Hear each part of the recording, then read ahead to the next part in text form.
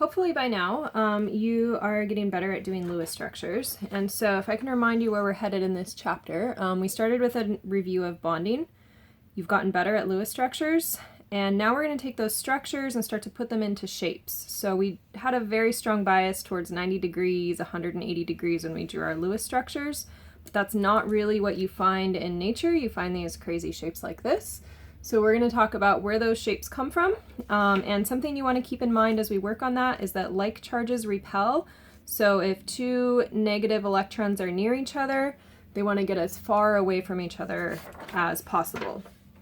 And just to put a little bit of caring context on this, so what? Okay, why do I care about bonds?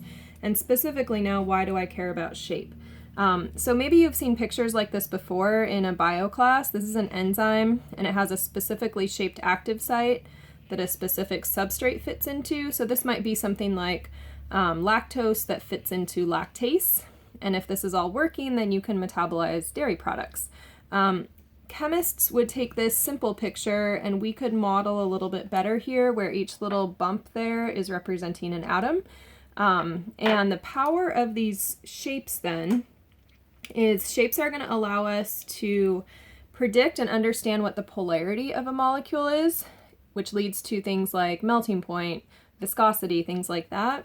And shape also lets us look at the function of things. So how well is this enzyme functioning? So a couple of things that we can do if we understand shape. With shape, we can use our shape to do something like, say, engineer drugs, or understand how something's working because of the specific shape here. So engineer drugs, or maybe study a disease. And then also, if that shape is destroyed or just kind of tweaked a little bit, that can have bad implications. If you are a human and something is going wrong in you, that's bad, but say we want to kill a virus or kill some bacteria, then we might look for chemicals that can change their shape, or we do that with DNA and chemotherapy. If we can change the shape of the DNA molecule, we can kill it. So if the shape is destroyed, that can be bad, or if you're trying to destroy something, that can be good. So what we're looking at is, let's understand these shapes at a very, very basic level so we can understand why enzymes and DNA and all these things have the specific shapes that they do. So we're going to look at a few different shapes here.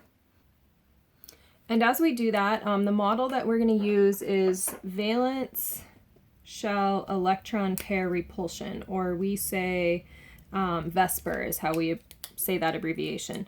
So we're looking at valence shell, that's the outer electrons. We're looking at electron pairs, which we saw a lot of, those two little dots, that would be an electron pair, and then repulsion. And so I want to remind you that when we saw two little dots, like here we see them in our Lewis structures, don't forget those two dots are both negative electrons, and those repel each other. So they want to get away from each other. So we're looking at these electrons that are going to repel each other. So if they repel, they want to get as much space as humanly possible, which maybe you feel like if you're cooped up in quarantine often right now with someone else, you want to go to opposite sides of the house sometimes, right? Same with electrons. You want to get far away from each other occasionally. So in order to do these shapes, we're keeping in mind that these electrons repel each other. And so we want to go through these steps as we work on shapes. We want to draw the correct Lewis structure. So I've given you those. Then we're going to find our central atoms. So that's going to be the atom in the middle of these molecules. And we want to count the electron groups that are around that atom. So we want to find out how many of these electrons are around that need to repel and have space. Two ways we count those. We count the number of atoms we're bonded to, and we count the number of electron pairs. So for example, when I look at beryllium here, it's connected to two atoms, and it has no lone pairs on beryllium in yellow. So I would say that this beryllium has two electron groups. Then that will give me the electron geometry. So if I have two groups, the furthest apart that they can possibly get from each other is going to look something like this. Negatives here, negatives there, getting as far away from each other as possible. You go to one side of the house, I'll go to the other. And that bond angle from here to here is half a circle, right? So 180 degrees. So I'm going to draw and name my electron geometry. So I could draw this as like clouds of electrons. And remember, our electrons are negative. They want to get as far away from each other as possible. The name of this geometry, we say that this is linear. And then that bond angle that we just looked at was 180 degrees. So again, if the little wooden sticks represent electrons here, they are as far from each other as possible, and you can see how that makes a line, right? Now, the next thing we want to think about is, are there any unbonded pairs of electrons on the center? And I come back here. Remember, your center is what we had in yellow. There are no pairs on the beryllium. And so now we can think about what the molecule actually looks like. And that's where we're going to put those outer atoms on and see what our actual shape is sometimes the word for this, but what our actual molecule looks like. In this case, it looks exactly the same, right? So I've got beryllium, I've got chlorines on either side. I want to bring those electrons with me. And so this molecular shape is called a linear shape. And again, that bond angle hasn't changed. Seems boring that it's the same, but we'll see where that is not always consistent going forward. All right, so that is looking at a linear shape. And we're gonna have 6 of these different shapes that you need to learn and be able to work with.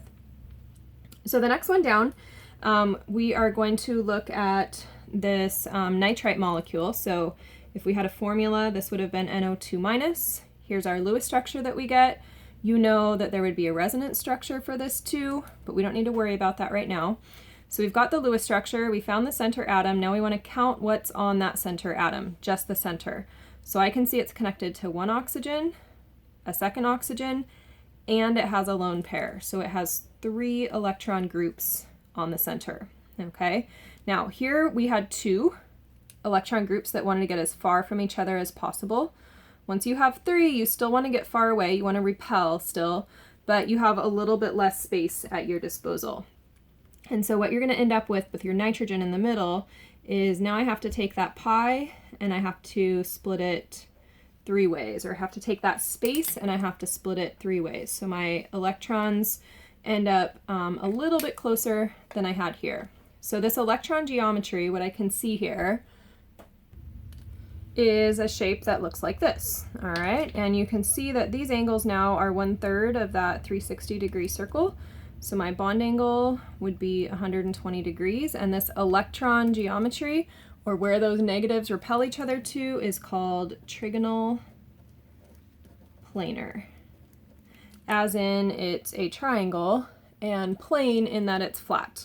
All right, now when I go to my next column, it says the number of unbonded pairs on the center. These are sometimes called lone pairs of electrons, and there is 1 lone pair on that nitrogen. So I've got 3 total groups that want space, but one of them is a lone pair, and that means when I go out into nature and I see this molecule, this is kind of invisible. It's there, it wants space, but it's invisible, okay? Say there's you and a roommate and a ghost, and the ghost wants its space too. So when I go to look at my molecular geometry, here's that ghost that still wants space. Notice that this shape is still trigonal planar, but where I have atoms, all I can see is this little mountain shape here, and this is invisible, so let's make it truly invisible.